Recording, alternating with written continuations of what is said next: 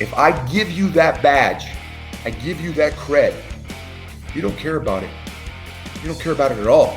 If you earn that cred, you earn that badge, and you earn that responsibility of being a state correctional officer, you'll embrace that. You'll take care of it, and you'll love it to the day you retire. How you guys doing today? It's Anthony Gangi. Welcome to another episode of Tier Talk. Guys, we have a very interesting dialogue coming our way. It's coming our way from New Mexico.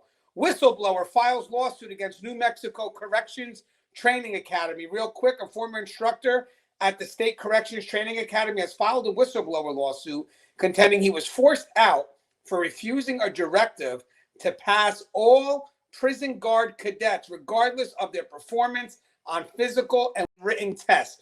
Guys, this is going to be a great dialogue because not only are we going to be touching on what's on the article, I have the person who's filing the lawsuit, Aaron Bell. Aaron Bell's been on our channel before. He's a good friend of mine. He was willing to come onto this venue and share this story because, guys, it's happening.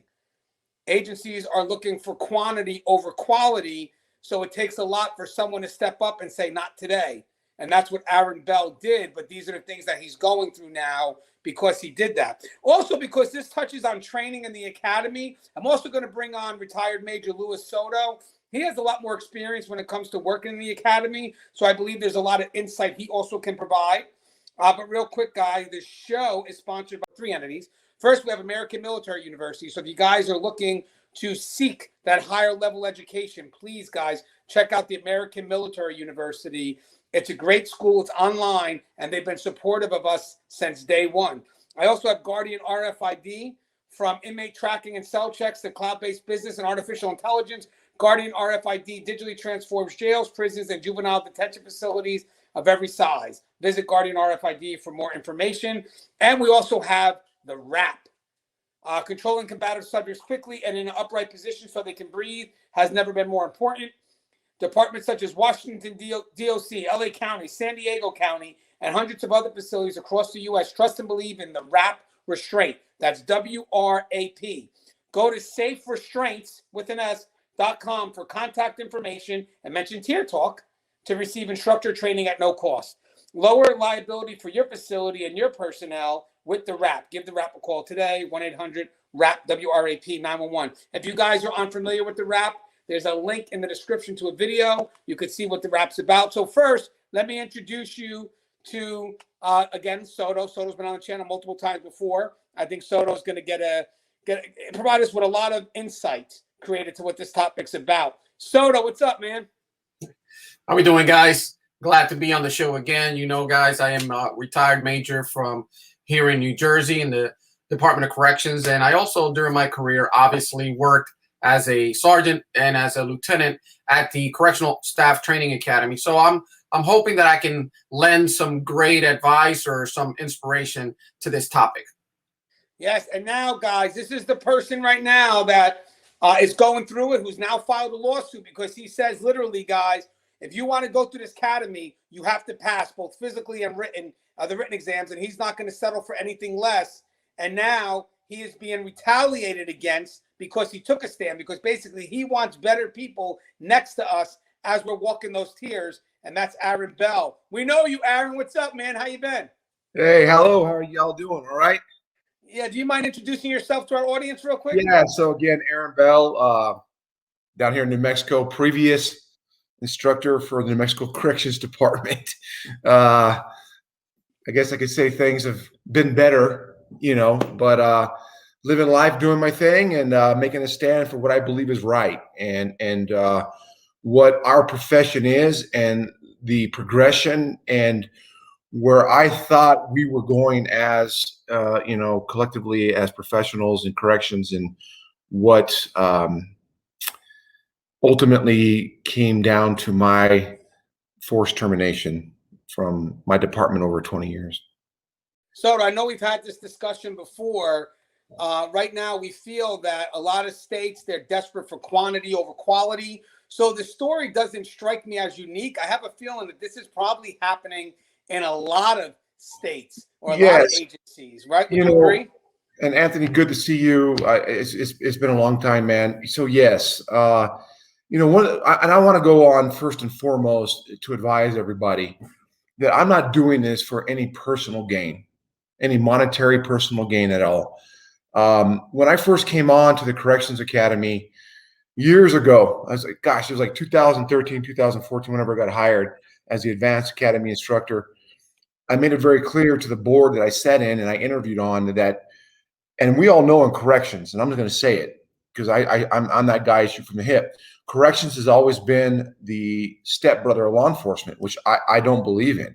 We do the same job. We work with the same entities, and our job is just as deadly and or dangerous than other professions. God bless our brothers in blue out there doing the job. But I was going to bring our profession into the limelight and make sure our academy was recognized as being the top tier academy, not only in the state, but also, within the nation. And I believe I've done that not only with putting on a platform with different television shows and whatnot.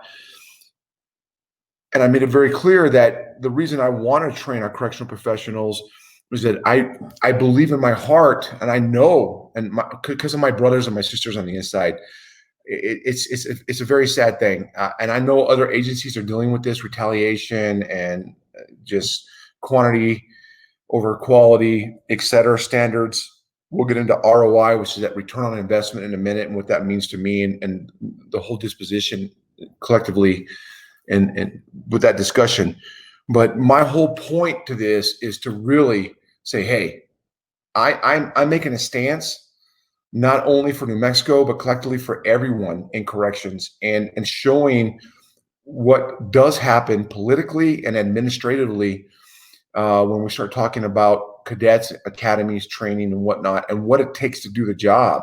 And when we actually try to push entities, correctional cadets, into our facilities, maximum level facilities that are uncertified, just not certified to do the job, how dangerous that could be.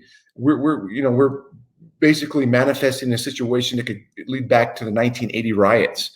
And people don't know how to respond and how to articulate and end up dealing with certain situations because administrators are looking at return on investment. And we throw these words around all the time. I hear them all the time: ethics, dedication, morals. Okay, and I believe in that. And that's one reason when I sit in front of my board, and I do a lot of public speaking, Anthony, you know that, we talk about ethics and morals and dedication and the ability to do a job.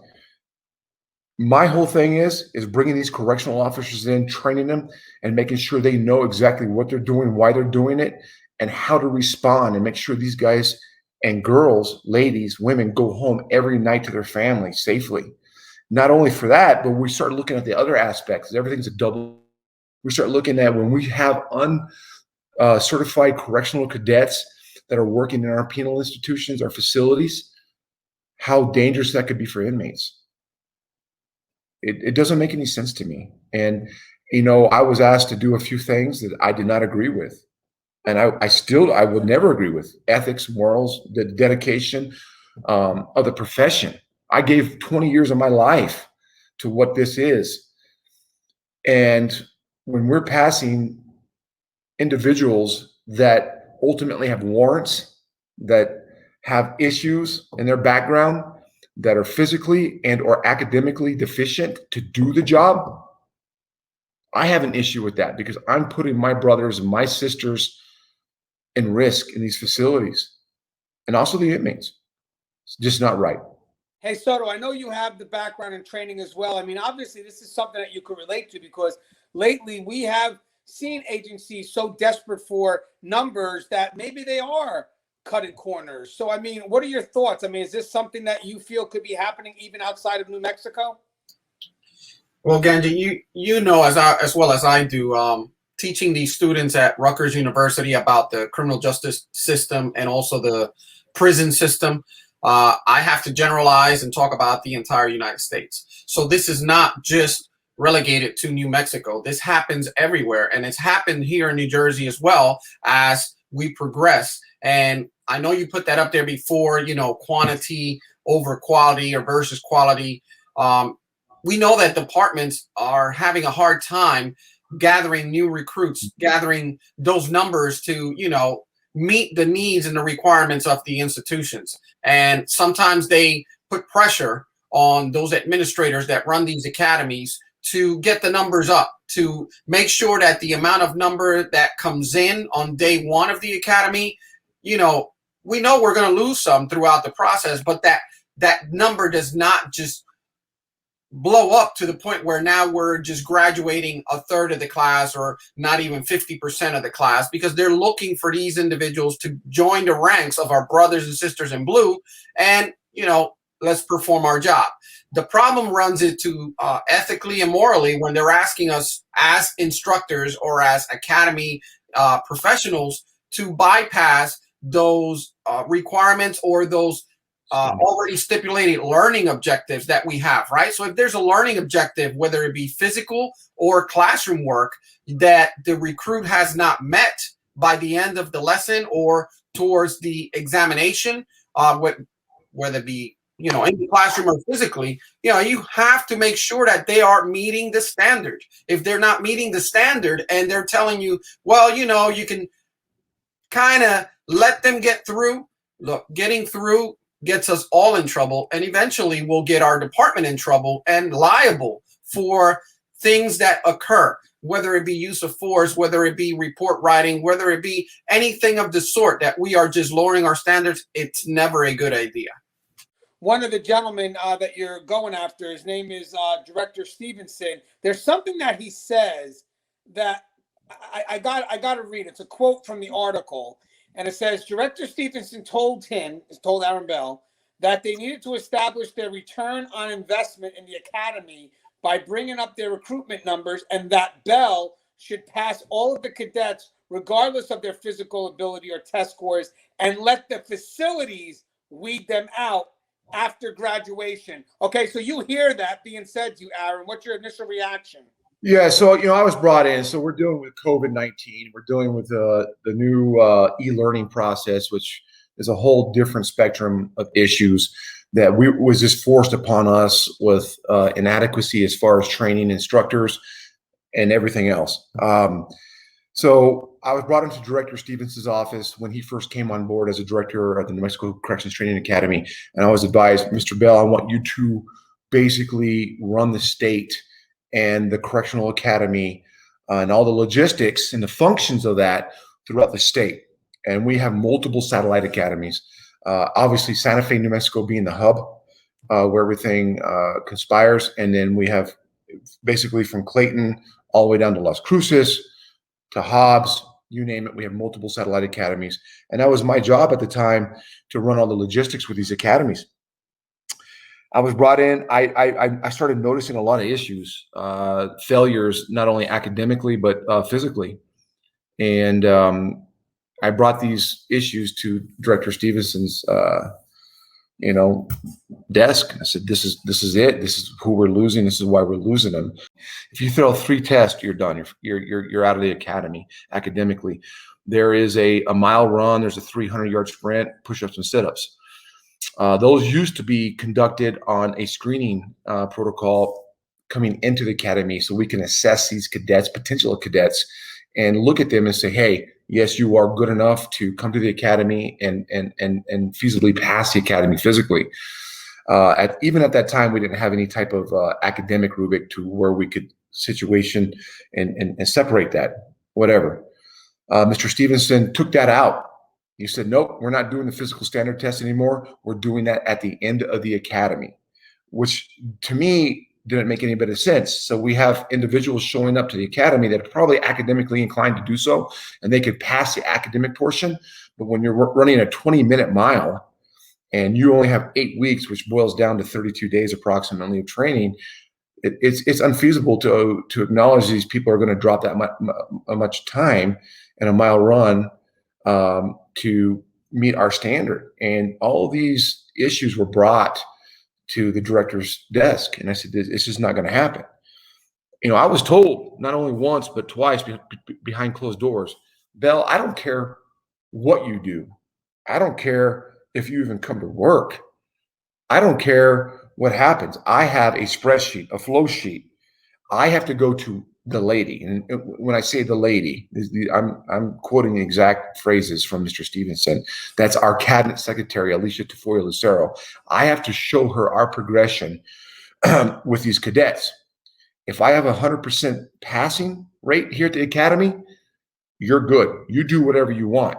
If we start having individuals fall out based on issues here, I have to answer for that. If I have to answer for that, you're going to answer for that. I didn't agree with that. I still don't agree with that. Because again, going back to what I was saying before in the intro, is that these are our brothers and sisters, people that I gave 20 years of my life for, people that I would have died for in those facilities and still would have. And it just doesn't make sense to me. And I did not agree with those ethics. If you read our policies, you read our procedures, it clearly states what those standards are. That's all that is. And for me to be told to bypass that, not to worry about that and get them through it on any level, I wasn't good with that, because I know ultimately I'm putting not only, and I brought this to Mr. Stevenson's desk. I told him, sir, with all due respect, I said, you're sitting, because Mr. Stevenson came to me and he said, you know, Bell, and you tell me, Bell, we're all given a chance in life one time. And we have to give these young men and women a chance. I thought about it for a minute. I said, yeah, I understand that, Mr. Stevenson. But I also told him, I said, understand this.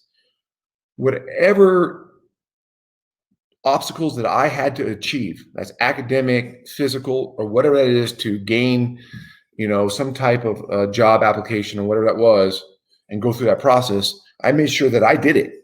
I was there. I'm not going to be able to do this for these people. I can't run the mile for them. I can't take the tests for them. And if we set them up and we put these individuals, these young kids, these guys are 18, 19 years old, as you guys know, and put them in the facility, I said, we're setting them up for failure. I said, they will get terminated. They are going to ultimately get terminated. Some of these cadets weren't even, they would fail a test 6 times.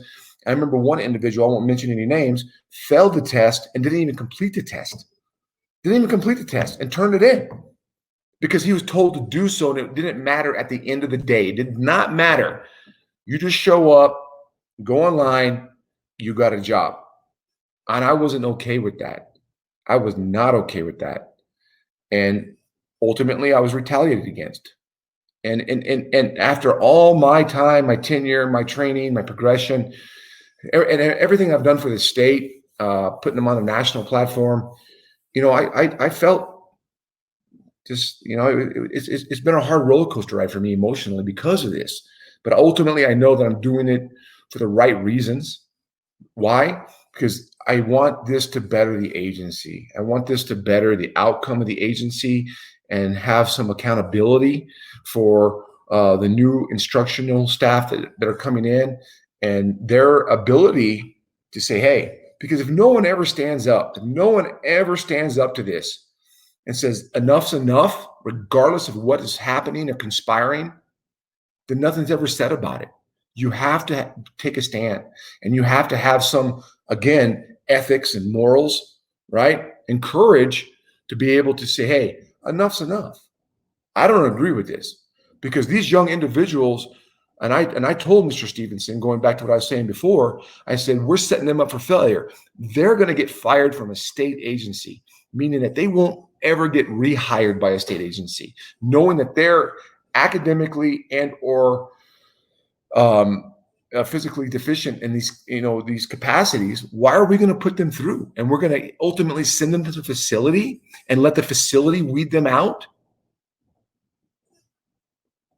What are we doing? We're setting them up for failure. We're ultimate failure. I mean, that doesn't make any sense for me. And compared to bringing somebody in and, you know, basically taking them under your wing, that's my job. Honestly, as an administrator, you know, Anthony Soto, you probably understand this. As administrators, yes, there is a chain of command. There's a progression. At the end of the day, we all make decisions that some people don't like, but we have to make those decisions. Understand that. As long as they're in the right aspect for the agency, the company, the department, whatever you're doing. But when we're making decisions that take away from young people, I don't agree with that, because I was that young person at that time. And I rose to the occasion. I was able to physically do the job academically and physically. And that's why I went to the academy. I said, corrections is law enforcement. This is what we're going to do. I'm going to put this on a national platform, and this is who we are, and be proud of your profession. Now, it's kind of like that weird thing you say, you take 2 steps forward and 3 steps back, or whatever that is. Yeah, the department has taken 5 steps back now. We have uncertified officers working in our facilities, making decisions every day. It's just a scary thing. It's a very scary thing. And I don't agree with it. And ultimately, I was retaliated against based on that from a director standpoint, because he needed to show numbers on a spreadsheet, a flow sheet, to show who he's bringing in on a recruitment standards and what that was. And let me go back. The process with the physical standard is we were losing the biggest part of recruitment was entities would come in, applicants would come in before cadets, and they would fail the mile run. And I believe, and it's just Aaron Bell, our standards are somewhat in the middle. And I thought about before saying this. So there's some correctional academies, Anthony, that are 12 weeks long. Some are 15 weeks long. Some are 4 weeks long. New Mexico is right in the middle. We're about 8 weeks long. But our standards, you got to run a mile in 11 minutes. You got to run a 300-yard dash, I don't know, in 81 seconds or whatever it is. You only have to do 13 or 14 push-ups in a minute. And these cadets are not able to do that at all. These cadets can't do that. Then our academy is 8 weeks long. It's 4 days a week, 4 times 8, 32 days of training. And you expect these cadets to go from a 15, 17, 20-minute mile to 11-minute mile in that time span with e-learning at home, much less being under more of a environment where it is, I want to say paramilitary, but a very structured environment in the correctional world, as our academy in Santa Fe was. And I'm not even talking about the satellite academies. And so now, what are we doing? We're pencil whipping everything, which takes away from our facilities. So when these new cadets arrive to our facilities, they're not certified. They know that, because it does cost money, and I understand that on a business aspect. It does cost money to put these cadets to the academy.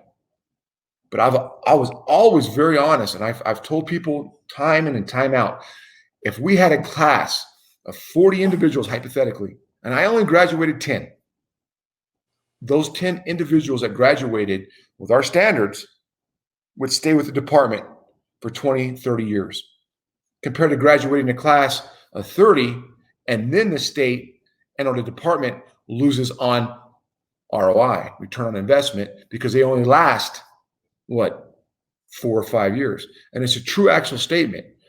Within the first 2.5 years of being employed after the academy, if we have a class of 50, we're down now to 25 cadets out of that class, hypothetically.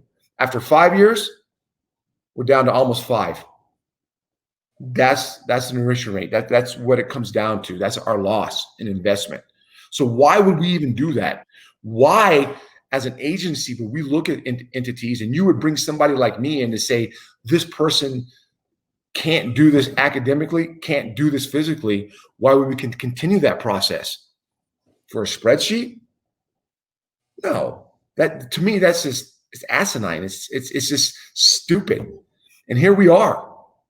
It's just crazy compared to graduating certain entities that can do the job, that want to do the job. I got guys that have went from corrections to law enforcement back to corrections because they just love the profession. And they're going to be there for 25, 30 years. Those are the people we want. Those are the people that we need. You know what's great, Aaron? Yeah, I want to mention a couple of things. Maybe Soto could help me out. One thing is I would like to think that if you're on the front line, you have a lot of trust you want to give to the the Department of Training, because they're going to provide the person that's going to be walking next to you. So it's great to know that there's someone like you who is advocating for those right people to make it through the academy, because at any point they could be walking next to one of us. But I want to ask Soto something, if it's all right, is that do you, outside of the thought I just mentioned, do you feel it's more about numbers without context now? Yeah, it's the unfortunate part of doing business right now, because us as instructors or academy instructors, we're looking to put out a great product, just like anything else, right? I can be at Apple and I want to become and make the best iPhone ever, right? If I'm in inventing or reimagining things, I want to put out the best product. And not that I'm comparing us to technology, but that's how upper echelon sometimes is looking at. We're looking at numbers. We're crunching numbers. We are bleeding through our budget. We're just bursting through. We're not. We're paying out in overtime. We're don't have enough staff, and now that's another issue, that not having enough staff is being it's just eating away at the staff that's actually there working overtime, or working 2 shifts or double shifts or anything like that. But at the end of the day, you're looking at numbers and you're looking at ways as to how can I, in a managerial point for our department, make sure that we are meeting some standards as far as numbers are concerned, without losing on the efficiency of having a great candidate by the end of the academy. And you have to put in and implement things that happen. And as I'm listening, I don't know all the specifics, but you can see that they had things in place that were helping in getting a better candidate in the academy, so that they can have that candidate hopefully make it through the academy. I mean, here in Jersey, we went through that problem over and over again. And throughout the United States, academies are going through that problem, getting people that are not physically fit or mentally fit to get through an academy. We've even, like, I remember being a lieutenant and telling my academy director, sir, what we need to do is inform these new recruits as to what they're about to go through. And we came up with devised this new system where, instead of bringing them on day one, before we offered them the job, we allowed them to come to the academy for a kind of like a pre-session. We gave them a physical tour of the place. We gave them information as to what's going to happen to you during the academy. And then towards the end of that day, we gave them a 10-minute session of what their 20-minute session of physical activity would be, right? And it's not even 10 minutes, because we had to warm them up. So we physically asked them to come in their physical PT gear, so they can go through a 5-minute warm-up, and then do like a 3 to 4 minute exercise program that we would run. And we would tell them, this is going to take you 20 minutes of active exercise. So just measure it out. And some people fell out after 2 minutes, maybe 30 seconds of exercise. But what happens is it gave them an idea of, this is what I'm going to go through. Well, now before you sign on that dotted line, you can say, this is for me, or this is not for me. And we gave them the option that if you feel you're not up to coming into our next academy class, just defer to the next one. It gives you a couple of weeks, maybe months, to get into a training rhythm. We even gave them an instructor that they can talk to, email, and we gave them programs as far as fitness that they can use in order to get them ready for the academy. So, I mean, these are things that it looks like you had them in place and then they were taken away, but you have to think outside the box, because at the end of the day, yes, I want to get a good candidate, but I also have to help my department. And I can't have 50 candidates show up and only 20 of them graduate. That's just doing a disservice. Hey, sir, I have one more question for you. If we go back to Aaron, though, ain't there liability though? But so let's say you don't have that screening process beforehand, and you don't test the physical of this employee. What happens later on is them going through the academy, and you are pushing them in those 20 minutes, and God forbid something happens, like having a heart attack. Is there some liability because the person wasn't properly screened coming in? Yeah. So, I think at the end of the day, so our academy used to run juvenile background checks, NCIC checks, fingerprints, polygraph exams. We do the physical fitness first, right? And whatnot. And I do agree with you, Soto. But on the back end of that, I don't look me personally, I don't look at humans as numbers. I look at human beings as human beings. And if they are physically fit or academically inclined to do the job, then you come do the job. If you can't do it, we can't have you. It doesn't mean that you're a bad person. It doesn't mean anything against you. You know, and for the vast majority, I'd say 90 percentile of people that are coming into corrections, the word's out there. They already know what they have to do. They knew the academy. I mean, for God's sakes, it was put out on a national platform. Everybody knew that. So they knew what they were about to embark on and go through. These people knew that. I know we have to crunch numbers and look at facility rates. But at the end of the day, come on now. You look at now in New Mexico, and I'm not getting into politics or anything else. It's not a debate. But now you have to be vaccinated or terminated. They're worried about vacancy rates and numbers. And now they're going to lose probably a vast majority of their staff just in correct. I'm not talking about law enforcement or anything else, state government. I'm just talking about corrections. That's crazy. So, and then you look at our standards that are below the national average with NMCD, and we're worried about that. Man, when you're in that facility, you're working on the floor, you're grinding it out every day with your brothers and sisters, and you're being assaulted by 2, 5, 12 inmates. You want somebody to respond to stop that action and be professional about it. I get it. The people that we were putting through, no. And you're setting the department up for failure. Just like you said, Anthony, you're setting the department up for a huge lawsuit, because the first thing they do when there's a lawsuit because of use of force or a riot or anything else that comes out is what? Training standards. Who trained you? Why do they train you in this aspect? What arena do they train you? The philosophies, the application, all these things come out. What gives them the ability to train you? What certifications does this person have? Experience, tenure, time, all these things come out. No. We bring in applicants, and I go back and I'll stand behind it 1,000%. We get 50 people come through and only 20 of them pass. I'm good with that. 25, that's just easy mathematics. 25, we get a 50% fail out rate. But I know that 25 people will go to that facilities because I used to broadcast to statewide, whatever that was. I'd be okay with that. I feel good. I could go to sleep at night. But when I know I'm graduating people that are deficient, I worry about them because they're not numbers. It's not a flow sheet to me, because I know I'm setting that young correctional cadet up for failure. So because he's going to go to the academy, he's going to go to this facility, and he's not going to be able to have that experience, and he's potentially going to put an inmate's life at risk and or fellow officers at risk based on me personally saying, hey, I know you're deficient. It might have been academically or physically, whatever that was, but I'm still pushing you through because I was told to do so. And now I have to live with that and saying, hey, look, now not only are you hurt, but other brothers and sisters and inmates are hurt because I pushed you through and I signed that certification. Director signed that certification based on my. And that's one of the things that I agree with you, Aaron. I'm not saying that we have to push people through. That is not, because at the end of the day, it's your signature or my signature as the instructor certifying that this individual is an optimal candidate to go through and hopefully make it through their career in corrections.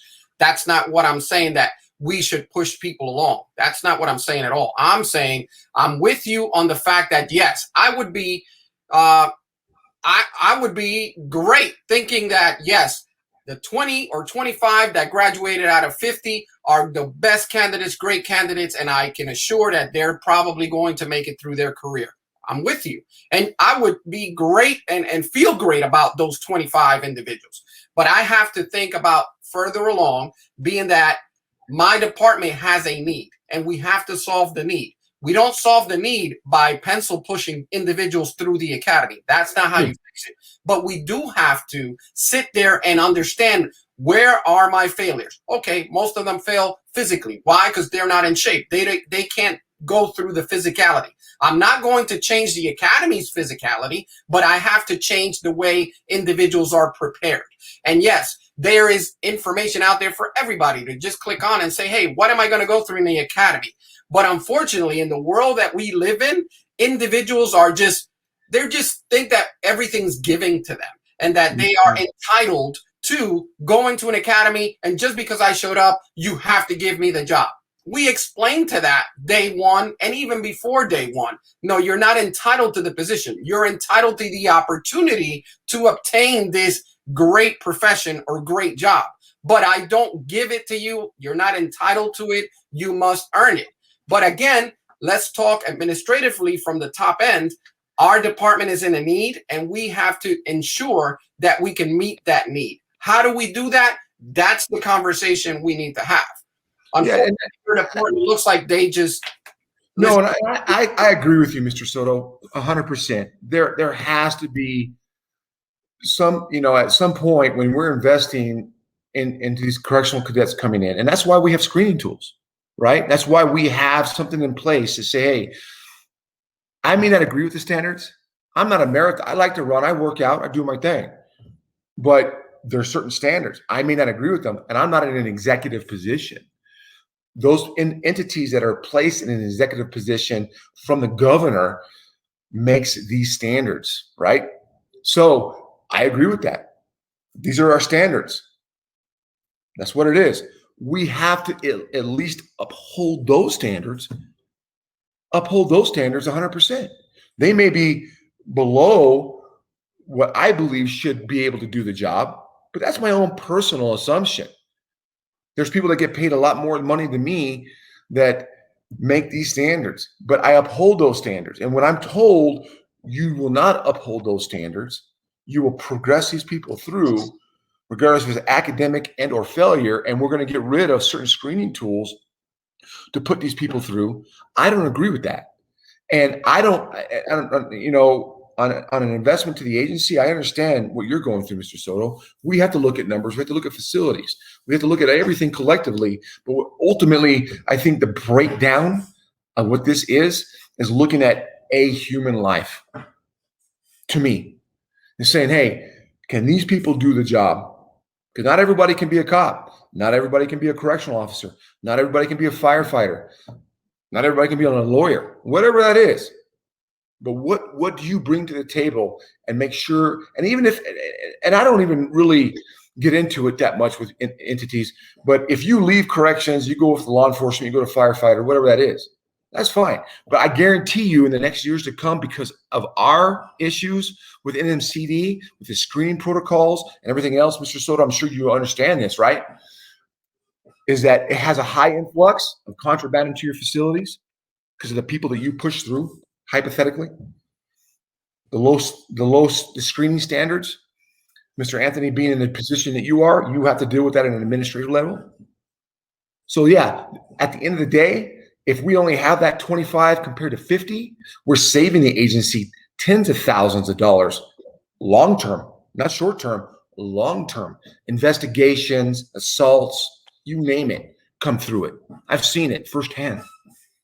So well, you know what's great about this dialogue? A couple of things. One thing is I love the fact that we're talking about the screening, because those are put in place because eventually there was liability. There was something. So every tool that it looks like they're trying to do away with are tools that were put there for a reason. So like you said, it sets you backwards, because obviously the evolution of policy and procedure are based on the do's and don'ts. So same thing with the training academy. You know, when you have to go through these screening processes, it's because why? Because eventually these are things that we've probably been heard on in the past that now we have to now make sure that we don't have that happen again. I think, but ultimately the thing about this is, do we trust the academies to filter and exhaust every effort they can? One, to get us the right person, yes, but to also make sure that we can help someone progress through this academy. I don't think the academies are meant to be impossible. I think the standards are kind of, they're where they need to be,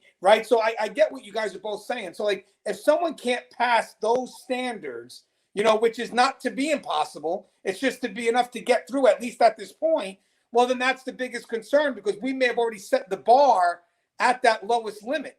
So now the greatest concern is, you know, how low are we going to actually go? And at that point, you know, if we continue to go lower, who am I actually allowing into the facility to walk next to my people? I think when Aaron came into this lawsuit, because Aaron automatically pictures himself as that officer that's going to be next to this person who wasn't properly filtered. And at the end of the day, is the biggest concern I have is that we're all frontline working in these facilities. We're blinded to the practices that are happening in New Mexico. You know, we're blinded to, even if I live in New Mexico, blinded to the practices of what is probably their filtering process at the New Mexico Correction Academy. So it's great that you bring these concerns to light, because I'll guarantee you there's a lot of people on the front line, one, thanking you, but second thing is going back, questioning the people that are going through the academy now or have been before. Yes, and so we had that huge thing. I'm sure you've seen this, Soto, Anthony, is that, you know, talking to staff, and I first, you know, I know this is a national platform, and I really want to thank everybody out there for the support. And again, I'm not doing this for my own personal recognition. It's not about that. It's about our profession. It's about our agency, and it's about doing the right thing for the right reason.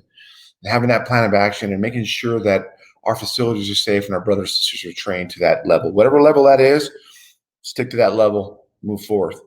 And so, yes, our academy, if we had a cadet that came through, hypothetically, and it was physically inadequate, because that's the first test you do, he went home. We talked to him about it, and we discussed that.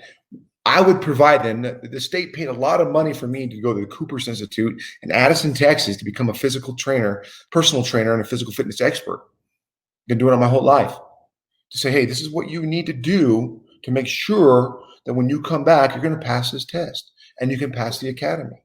Academically, I remember being on Thanksgiving morning, sitting in my TV room via Zoom, talking to 5 or 6 cadets from Santa Rosa, New Mexico, that continued to fail block tests, helping them out. We did everything possible to make sure these cadets got through it.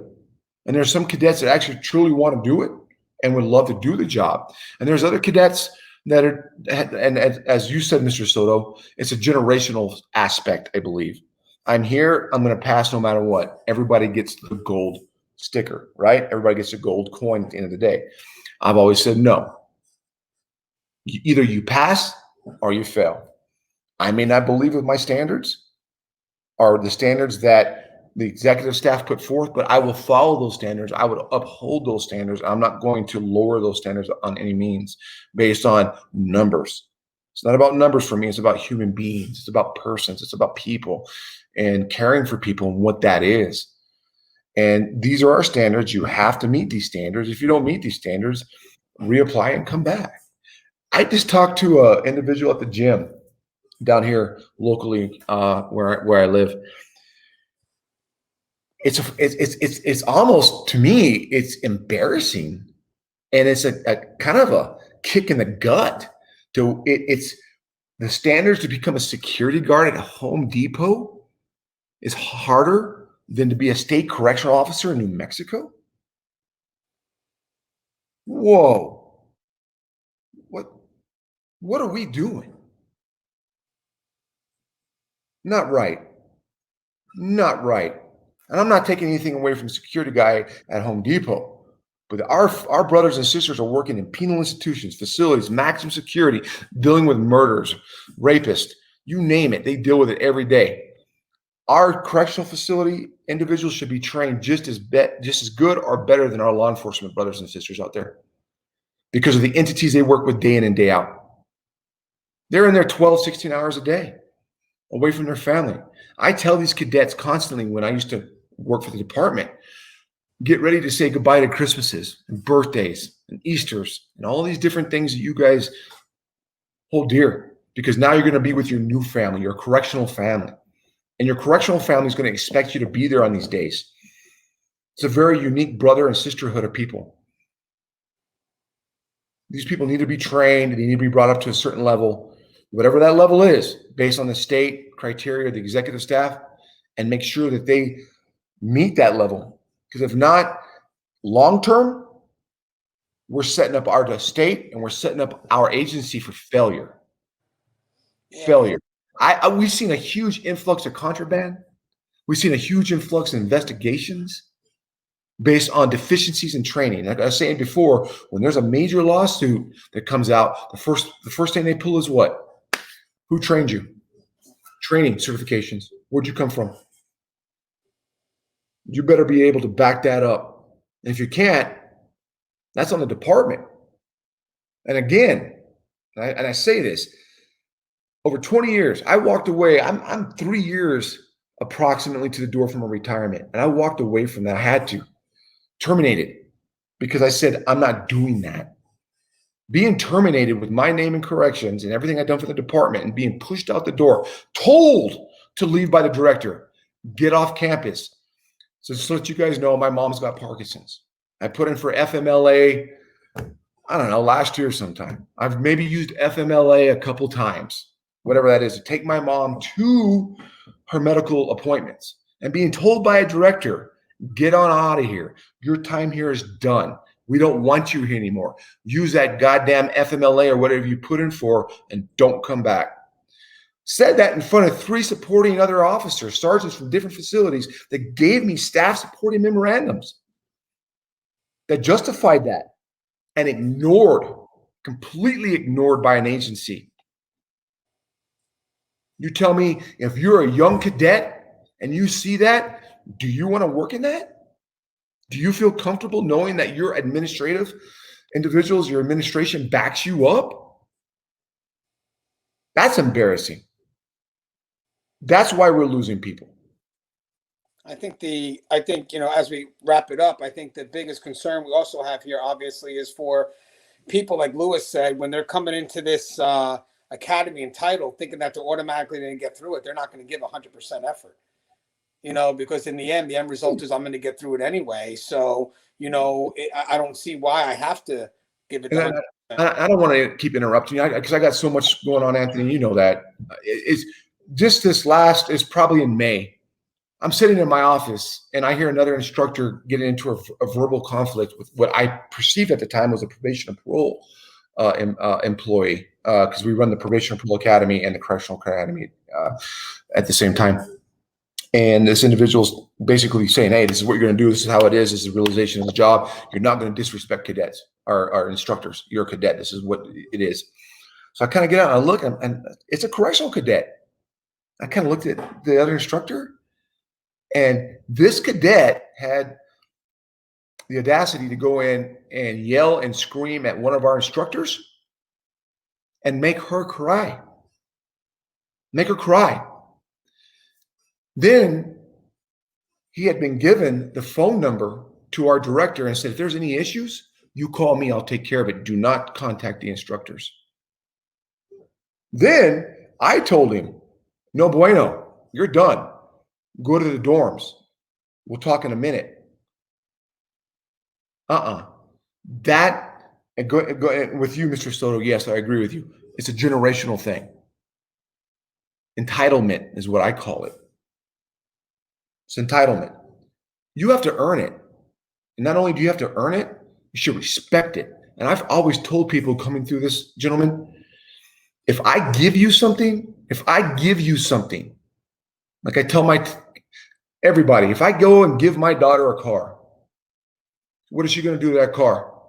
She's going to tear it up. She's going to abuse it, whatever, right? Dad buys her another car. If she has to buy that car and pay for it monthly, what does she do? She takes care of it. If I give you that badge, I give you that cred, you don't care about it. You don't care about it at all. If you earn that cred, you earn that badge, and you earn that responsibility of being a state correctional officer, you'll embrace that. You'll take care of it, and you'll love it to the day you retire. And that's all that is. You know what, Aaron? I mean, we hit a lot of good points today. I think this is something that's been in the back of our minds, by the way, because we're always talking about on this platform that we feel that there's a lot of understaffing going around nationally. So the biggest thing is, what's the culture? Culture does go back to training, and what are we allowing in? And, at that point, who are you putting next to me? So it's good to have a dialogue like this. So, if there are agencies that are doing this, this is how we feel about it, because I don't think it's discussed a lot. I think a lot of people are worried about, getting those quantity, that number. But what are they willing to sacrifice because they're in desperation mode? And the scariest thing is right now is desperation mode makes us do crazy things. But in the end, the people that suffer the most, besides obviously the agency, but the person working right next to him, for that director to say, well, we'll weed it out in the facility. Yeah, but at what cost?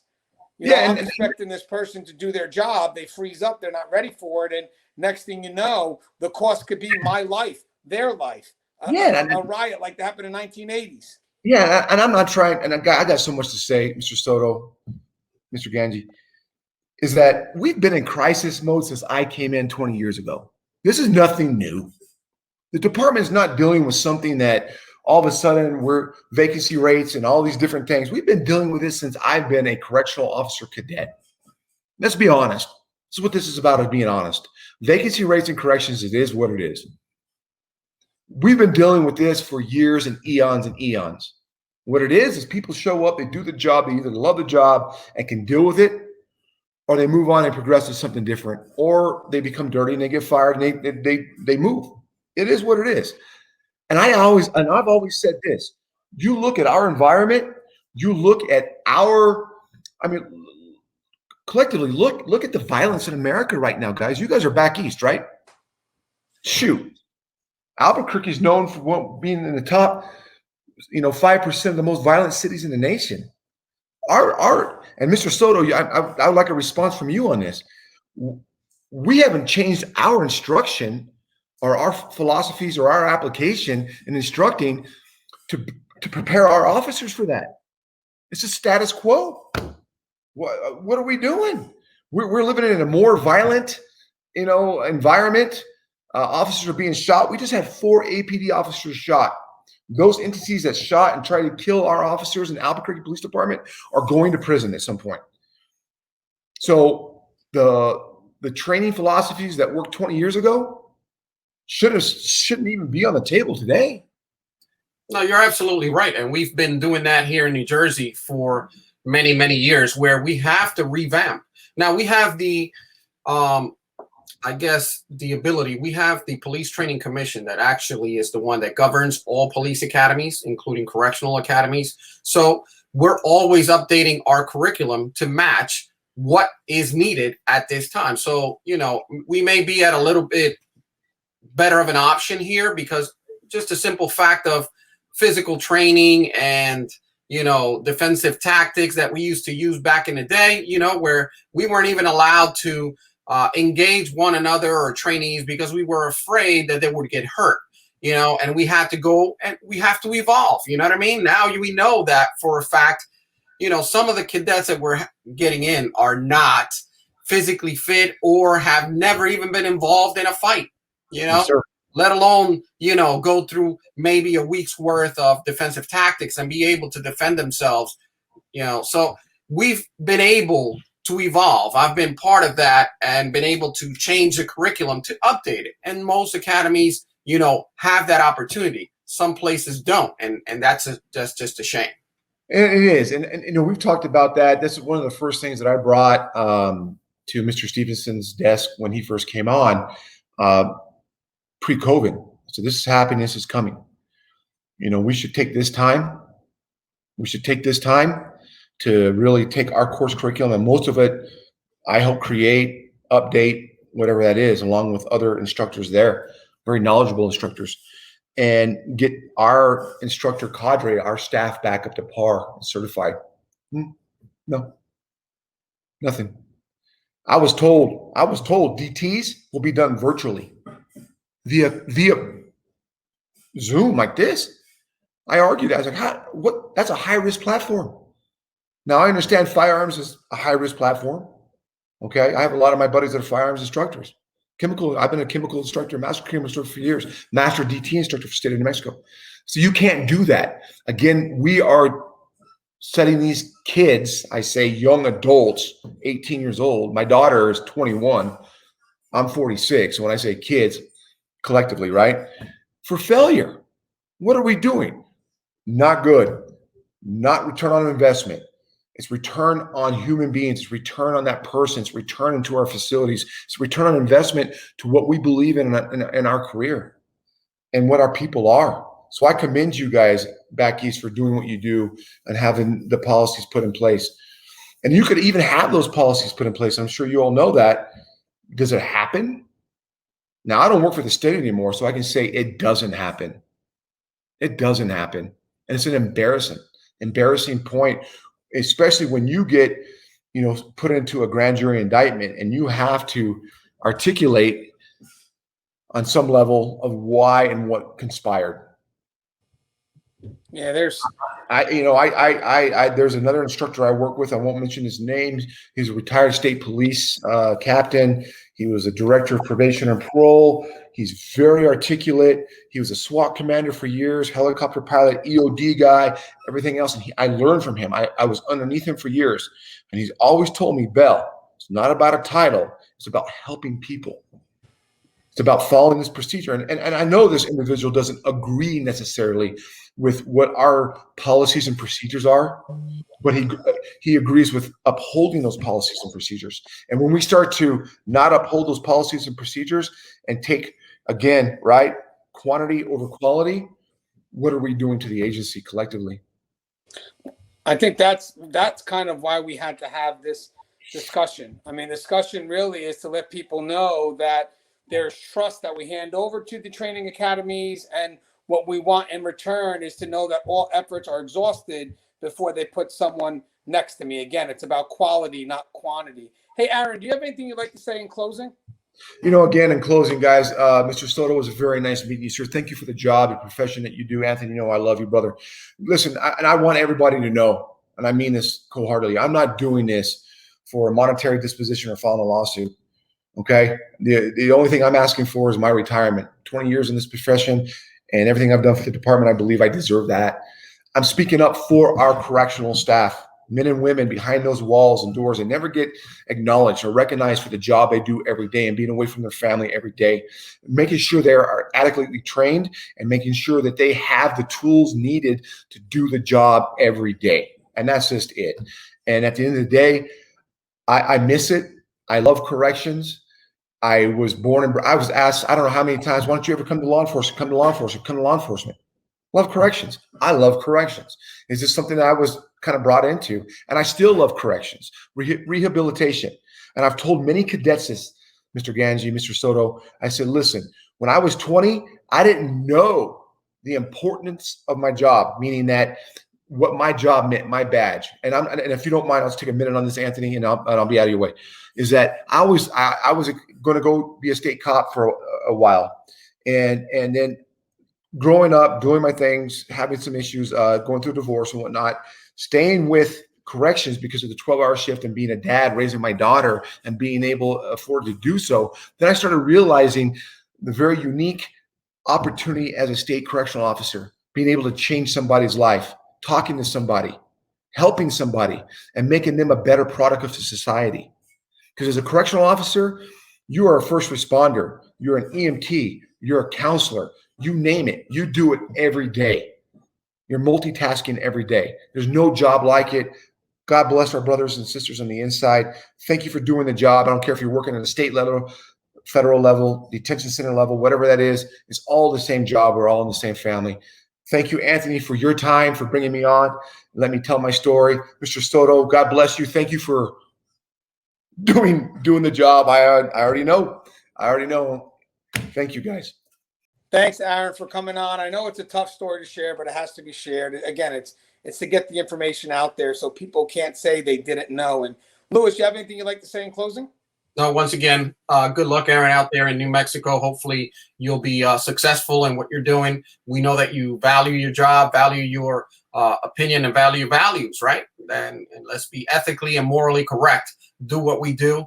Whenever we sign our name to certify someone, make sure they are correct. So I'm with you on that. Have your back. Anything you need, just give us a shout. And to our viewers, just continue to watch us and embark in these great conversations so that we can make our profession better. Thanks, Ken. Yeah, thank you for coming on as well. Hey, guys, so again, it was a great topic. I wanted to bring Aaron on so he could share his story because I figure this story could hit home for a lot of people out there because it is a concern. I mean, when we're in desperation mode, I mean, are we hiring quality over quantity, or are we hiring quantity over quality? The latter being the bigger concern. So great dialogue. Thanks, Aaron. Thank Lou for coming on. And guys, if you happen to show Tier Talk, you brave men and women that work in corrections. So please subscribe, interact, engage, comment, hit that bell. Bell's going to notify you every time I post a video. Stay safe.